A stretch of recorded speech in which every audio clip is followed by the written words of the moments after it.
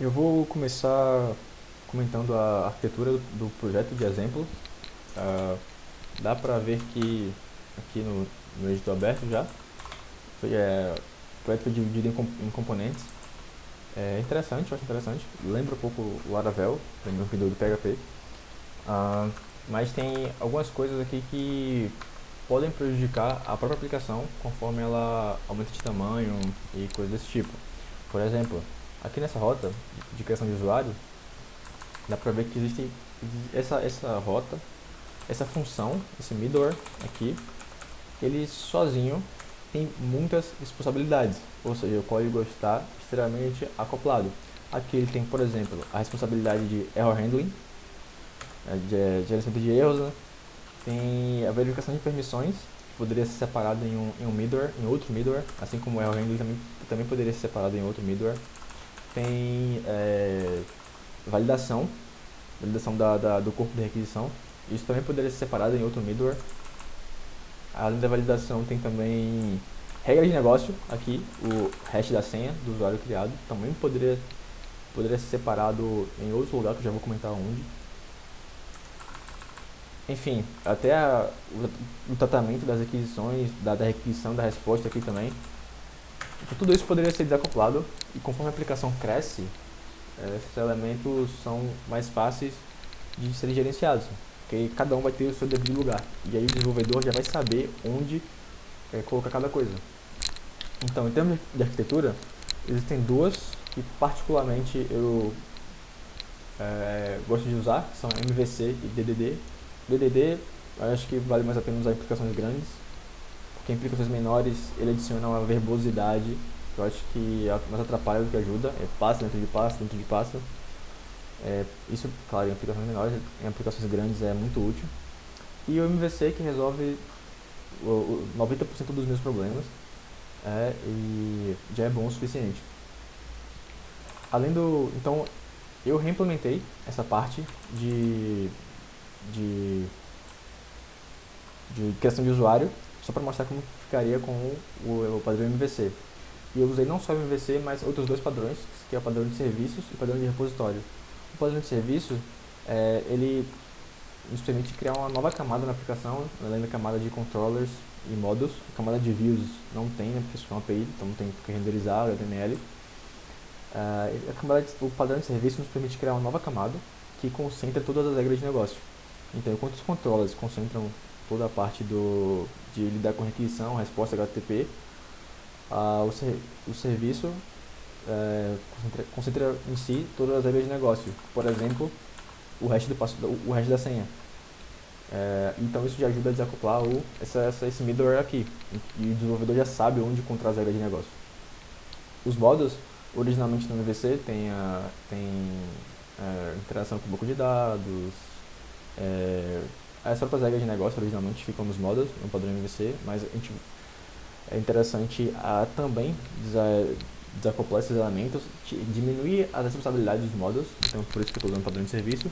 E o padrão de repositório também é. Os repositórios servirão como interfaces para que qualquer camada da aplicação consiga se comunicar com as entidades e por sua vez com o banco de dados. Então, se sei lá, tem uma camada X, a própria camada de serviços precisa interagir de alguma forma com os módulos, de repente para criar um novo registro do banco de dados, isso não é feito diretamente. Tem uma interface no meio que é a camada de repositórios. Então, o serviço comunica com os repositórios, que se comunica com as entidades e, por sua vez, o novo registro é adicionado na tabela do banco de dados. Então, mais ou menos esse é o fluxo. Então, como eu gosto de desacoplar o código, etc., isso fica muito mais fácil usando orientação a objetos, usando o Solid, o princípio do Solid. É, e isso fica muito melhor. Aí já entra mais uma sugestão com o TypeScript em detrimento do JavaScript. Então, essa aplicação está escrita com JavaScript, mas ela pode ser facilmente portada para TypeScript, não precisa ser integralmente reescrita. Então, o processo de refatoração esse código já pode ser refatorado com TypeScript. E a minha reimplementação, que eu vou mostrar agora, eu fiz com TypeScript já. Então, eu vou mostrá-la a partir de agora. Antes disso, dá pra ver que aqui tem o DAL, né? Data Access Layer. E ele tem a mesma função, digamos, do padrão de repositório, que é criar uma aplicação com o banco de dados, que é uma interface com o banco de dados. Mas eu vou mostrar porque que eu ainda prefiro o padrão de repositórios. Pois bem, aqui está, mais uma vez o editor aberto, mas com, vou ver aqui no cantinho, né, TS, que é a implementação que eu fiz com TypeScript. Então aqui, source, dá pra ver que tem a camada de controllers aqui. Vou mostrar primeiro aqui o user controller. Não, na verdade eu vou começar mostrando as entidades. As entidades são os modules, né, só mudando a nomenclatura. E aqui tem user, então eu criei um model que é representado por uma classe que eu chamei aqui de PG_User, tá? PG porque é só um prefixo, que é porque eu implementei isso aqui usando tanto um worm quanto um driver do Postgres, eu vou mostrar depois. Então essa classe ela representa quaisquer instâncias dessa classe já representam um objeto que vai ser um registro da tabela de usuário do banco de dados, tá? E dá pra ver que ela implementa uma interface, que é a interface de usuário. Essa interface aqui que é o contrato para que quaisquer implementações, quaisquer models tenham sempre essas características. Então isso ajuda nesse processo de desacoplamento do código. Se eu quiser, por exemplo, apagar esse arquivo, pedir user e criar um outro e chamar de outra coisa, eu posso, e basta que eu implemente essa interface que o código não vai quebrar. A aplicação inteira vai continuar funcionando do exato mesmo jeito, tá? Só que para interagir com esse model, essa interação não vai ser feita diretamente, vai ser feita por meio dos repositórios, que está aqui, a pasta de repositórios. E tem aqui, dá pra ver, User Repository, o nome de uma pasta dentro dela, né? Que é justamente o padrão de repositórios. E, mais uma vez, tem aqui uma interface, tá? A User Repository. E nela tem todos os métodos que cada repositório precisa ter. Mais uma vez, apresentou o contrato que cada repositório precisa ter. E aqui dá pra ver que tem PG User Repository e Prisma User Repository, né? Como eu falei, uma outra sugestão é usar um worm em detrimento do driver do Postgres. Isso dá muito mais controle sobre o desenvolvimento. E nesse caso eu estou usando Prisma, pode usar qualquer um outro. E aqui, para mostrar, eu fiz as duas implementações usando tanto do driver quanto do Prisma, usando a mesma interface, né, claro. E eu vou trocar as duas e vou mostrar que, de fato, não importa se eu estou usando Prisma, se estou usando Driver, se estou usando Typeform ou qualquer outra coisa, como o código está desacoplado, é como se fosse uma peça de Lego, basta encaixar e desencaixar que as coisas vão continuar funcionando. E não preciso procurar onde está a implementação, como estava indicado aqui, onde está a implementação, enfim. Pois bem, essa aqui é a implementação usando Prisma. Essa aqui é a implementação usando o drive do Postgres. Está dando esse aviso aqui, mas é do Type Checker. É por causa do client do banco de dados, que eu vou mostrar daqui a pouquinho. Tá? Então, falar em banco de dados, então aqui a pastinha chamada Database, que mais uma vez tem uma interface. Então quer dizer que para cada cliente de banco de dados que eu utilizar, esse cliente tem que implementar também essa interface aqui. E é o que acontece aqui, ó, implementação com Prisma e implementação com o drive do Postgres. E a aplicação não vai quebrar e eu posso simplesmente trocar um pelo outro. Aqui no arquivo index, dá pra ver, eu posso comentar o Prisma e descomentar o drive do Postgres, que a aplicação também vai funcionar do mesmo jeito, tá? Beleza. Além disso tem aqui os serviços, que eu vou mostrar aqui agora, que é a camada de serviços. E aqui tem Create User Service. Esse arquivo aqui tem essa classe que ela concentra toda a regra de negócio relacionada com a criação de um usuário. Inclusive, olha só o que tem aqui. O hash, a geração do hash da senha. E mais uma vez, que está também, por sua vez, desacoplado, né? Aqui tem que eu chamei de provider para o responsável por fazer o hash da senha. Aqui no exemplo tem aqui o decrypt, é a biblioteca que é usada para zerar o hash da senha. Suponhamos que o decrypt tem uma falha de segurança, etc. E a gente precisa usar outra lib. Então vai ser necessário deletar isso aqui e reimplementar usando outra lib. sendo que é muito mais fácil, seria muito mais fácil acoplar e desacoplar o código referente à implementação do provider responsável por fazer o hash da senha. Eu vou mostrar como. Aqui também estou usando injeção de dependência, mas é que isso deixa o código mais testável, é muito mais fácil executar testes assim. Eu vou mostrar depois como.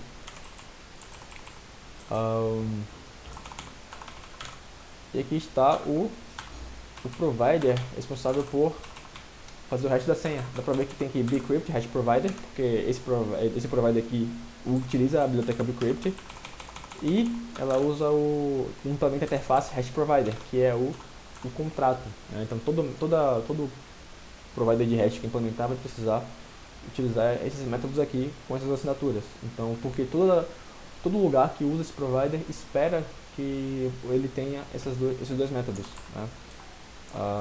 Como o serviço de criação de usuário, né? Isso aqui. Ele depende desse método, então, generate hash. Então, eu só preciso encaixar e desencaixar, digamos assim, o provider de hash, né? E esse processo de acoplamento ele é feito usando injeção de dependência, como eu falei, e particularmente aqui tem aqui, né, na pasta DI, que é Dependency Injection, e aqui tem justamente a maneira como... Estou usando aqui uma biblioteca, pode usar outras formas também, é possível, mas essa biblioteca automatiza esse processo de injeção de dependência, né? TSY, range, enfim. E aqui está mostrando que eu estou injetando justamente a biblioteca, o provider, né, que implementa usando o bcrypt.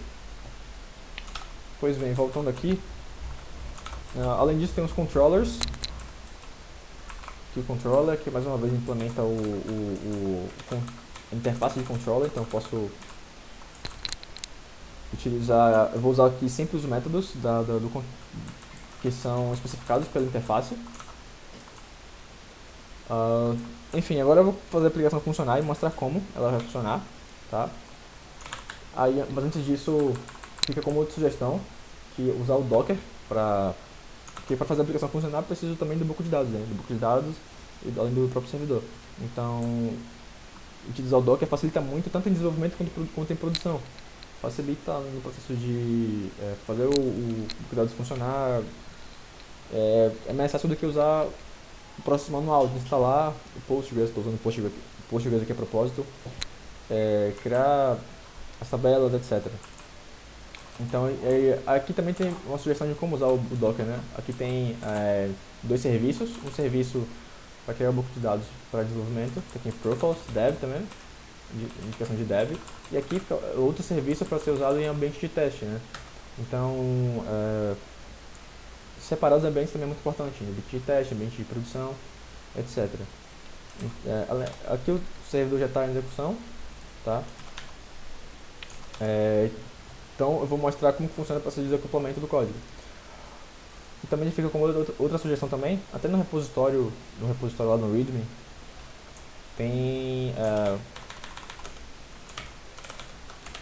aqui no README diz que tem uma lista de requisições na pasta de banco de dados, mas tá faltando aqui. E isso é importante, né? Deixar para fazer a parte da documentação. Mas, felizmente esse exemplo tem testes, né? Então os testes também ajudam nesse processo de documentação. Tem aqui o teste, dá pra ver aqui qual que é o endpoint, né? O endpoint utilizado e qual que é o que se espera do corpo, né? No corpo da requisição. E também é importante o outro detalhe, que é, como nós estamos tratando de uma API REST, então seguir o padrão REST ajuda muito, não só para a construção da API, mas também para quem vai consumir a API. Aqui dá pra ver que tem um endpoint chamado, uma rota chamada user/login, que foi implementada nesse exemplo, com o método post, né? Uma reescrita mais adequada para ela seria algo como post, que é o método, tá? users. Users representam a coleção, né, o conjunto de dados, e post é a criação deles. Então essa fica outra sugestão também de melhoria. Além do mais, também é interessante versionar a API, né, porque toda vez que for necessário fazer uma breaking change, basta trocar a versão da API e manter os endpoints. Então, prefixar isso aqui com V1, por exemplo, já ajuda. Então, se for fazer uma breaking change nessa rota de users, basta trocar o número da versão para V2, e aí os clientes que estiverem consumindo a API já ficarão cientes disso. E aí, de repente, você pode dar um prazo para que os clientes portem, aqueles que estão consumindo a API, né, portem seus sistemas da versão 1 para a versão 2. Então, é interessante fazer isso. E assim eu fiz aqui, dá pra ver aqui no, deixa eu fechar aqui, routes, que mais uma vez, né, para separar as responsabilidades. Tem aqui V1, uma parte só para V1, e aqui tem as rotas do usuário, né, todas as rotas referentes ao usuário. Então, aqui no index tem também barra users, e aqui as rotas do usuário, e aí dá para usar, varia com os métodos post para criar um usuário, get para pegar todos os usuários e por aí vai. Também tem aqui umas rotas só para autenticação, com o JWT. Isso aqui também sentia falta disso aqui, que é bem útil, que é usar criar uma rota de not found. Do jeito que estava antes, no exemplo com JavaScript,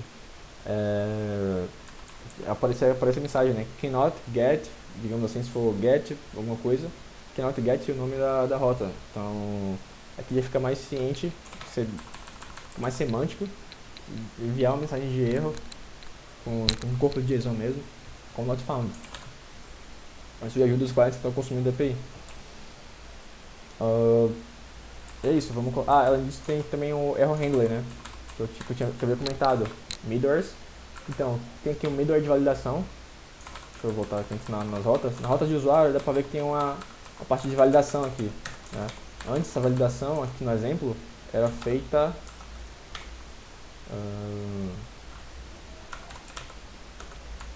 aqui, com o Joy, na biblioteca Joy, dentro da rota. Isso aqui pode ser separado em middleware diferente. E foi isso que eu fiz aqui. Eu criei um middleware validate só para fazer a validação do código da requisição e um esquema. E eu separei em diferentes esquemas. Eu vou, inclusive, abrir os dois aqui lado a lado. Tá. Então aqui é um arquivo também, no validation, aqui embaixo tem indicado validation schemas, que são todos os esquemas usados para fazer a validação. E eu separei, aqui tem um middleware que ele é reutilizável. Então a gente tem um único middleware e eu só preciso encaixar nesse middleware os diferentes esquemas que eu preciso para fazer a validação. Então isso também separa as coisas, e eu torno o middleware reutilizável. Eu posso usar o mesmo middleware em diferentes rotas, como eu faço aqui, por exemplo. Tem aqui essa rota de post, eu faço a validação, né, eu uso o middleware para validar, e user schema. Então eu quero que o corpo, como tá aqui indicado, body, tenha esse esquema aqui. O e-mail, o nome, e-mail e a senha. Eu estou usando aqui a biblioteca Yup, mas isso é detalhe. Só detalhe. E eu posso vir aqui nas rotas de autenticação. Eu estou usando o mesmo middleware, sem mudar um ponto e vírgula dele. Estou usando um outro esquema, que é esse aqui, auth schema, que está aqui do lado direito, né? E aqui eu estou fazendo a validação do corpo da requisição. Por quê? Eu poderia fazer, por exemplo, a requisição dos parâmetros de rota, né? Eu poderia fazer a requisição dos parâmetros de consulta, que é aquele que vem depois da interrogação. Então eu uso um único middleware, e reutilizo esse middleware para fazer a validação do corpo, dos parâmetros de rota, né? Como por exemplo o ID de usuário, e os parâmetros de consulta também. Então isso é uma prática muito mais interessante. Então agora a única coisa que resta de fato é colocar para funcionar e mostrar o desacoplamento que eu havia mencionado antes. Então, no momento, eu estou usando aqui Database Index, dá para ver que estou usando Prisma, né? Agora vamos ver em prática como é que funciona. Então, eu vou fazer aqui a autenticação. Vou só garantir que o banco de dados tá vazio. Né?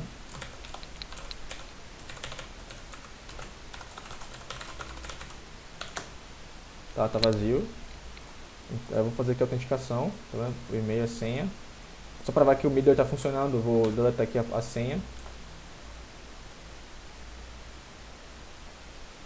E aqui tá mostrando já que a senha é obrigatória, então aqui já está funcionando. E aqui isso aqui também eu particularmente acho interessante para padronizar as respostas. Eu estou usando aqui um padrão chamado JSend, você dá para achar no Google, mas tanto faz, basta que a equipe tenha entre consenso de qual padrão usar, porque aqui eu estou isolando em Data tudo que é relevante a essa requisição.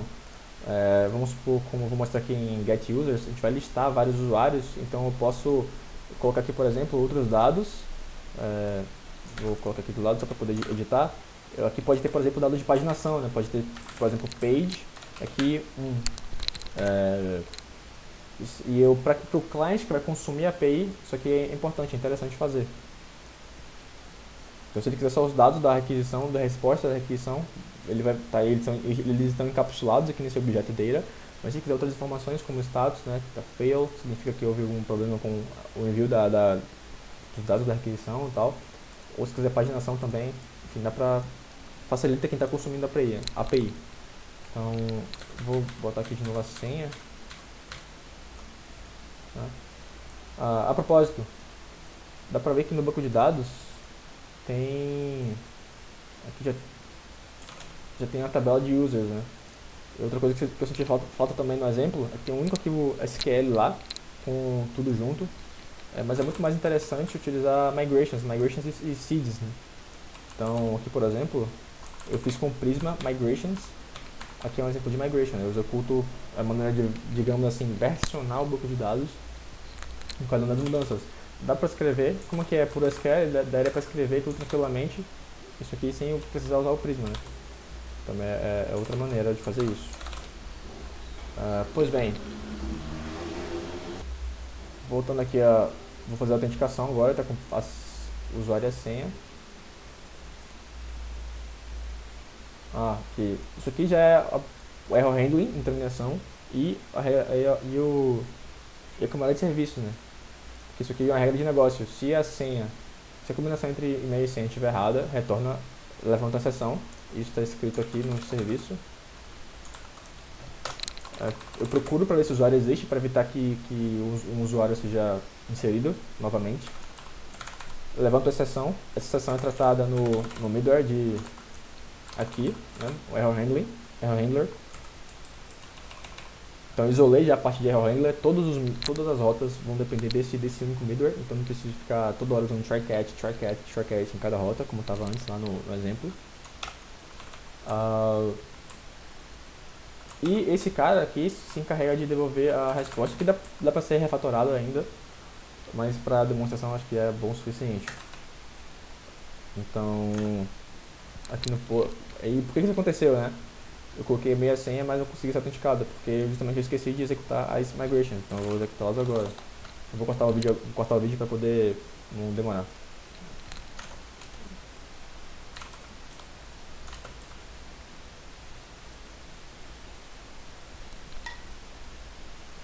Bem, na verdade eu esqueci de executar o seed, né? O seeder.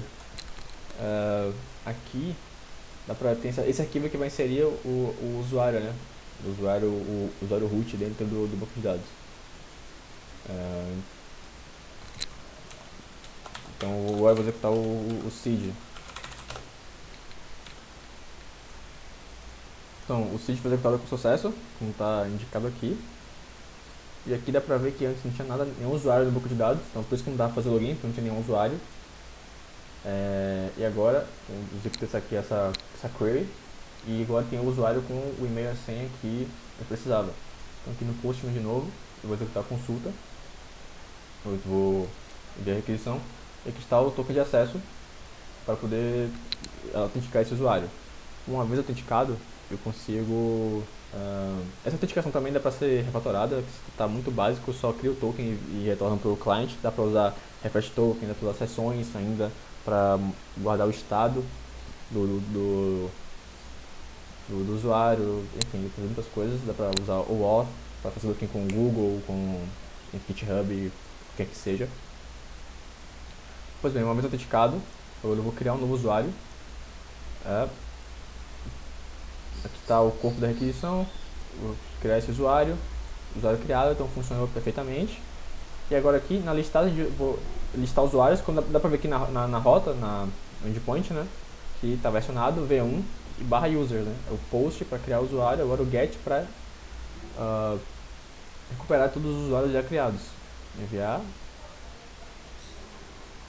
E aqui dá pra ver que tem já dois usuários, que um é o root, que a gente criou usando o seed, e aqui o John Doe, que era o que estava especificado aqui, né, John Doe 5, JDoe 5, foi justamente o que nós acabamos de criar, então está funcionando. Só que agora eu vou mostrar como que funciona o código, esse processo de desacoplar o código. Então antes eu vou aqui no banco de dados.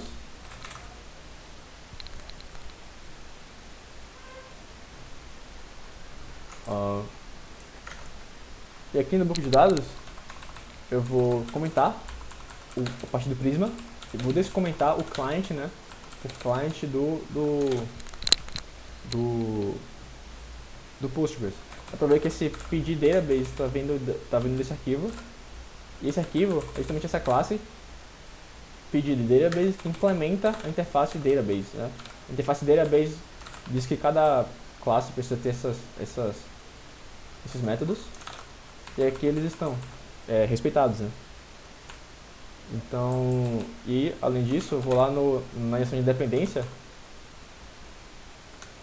Agora, como eu tenho várias partes do código, digamos assim, né, vamos supor que é uma aplicação grande, que dependem do repositório, eu não vou precisar ir em cada parte, por exemplo, no serviço e trocar o repositório que eu estou usando. Eu aqui nesse container de injeção de dependência, eu só preciso trocar aqui. Trocando aqui nesse arquivo, eu troco em todos os lugares da aplicação. Então eu vou comentar aqui o Prisma, aqui, e vou descomentar o repositório que eu implementei usando o Postgres, o driver do Postgres, né, que está aqui a implementação dele. Então para ver que é a query e tudo mais. Mas o que importa é que a assinatura do método, né, os parâmetros, o tipo de retorno, tudo isso é respeitado. Então a aplicação não vai quebrar se você fizer isso. Aqui provavelmente eu esqueci de salvar alguma coisa. Esqueci de salvar muita coisa na verdade. Então salvou. Written. Está reiniciando o server.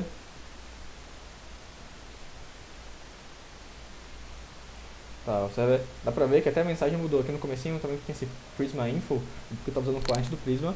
Como estou usando agora o cliente do Postgres, né, o driver, não tem mais a mensagenzinha. Então eu vou voltar aqui no Postman e vou refazer o processo. O token eu preciso criar um novo, né, porque acho que o tempo de esperação está válido. Eu vou criar um novo usuário, de novo, aqui, regra de negócio, o usuário já está cadastrado, então eu preciso mudar o e-mail. Vou botar JDoe 6 e houve a criação do usuário e agora a listagem deles. Então aqui tá vendo, JDoe 6 está dentro dessa lista. Então a aplicação continua funcionando, ela não quebrou simplesmente porque esse processo de desacoplamento do código está funcionando muito bem aqui, usando Solid, orientação a objetos, TypeScript, né, por causa da tipagem estática, e a própria arquitetura MVC, padrão de serviço, padrão de repositório.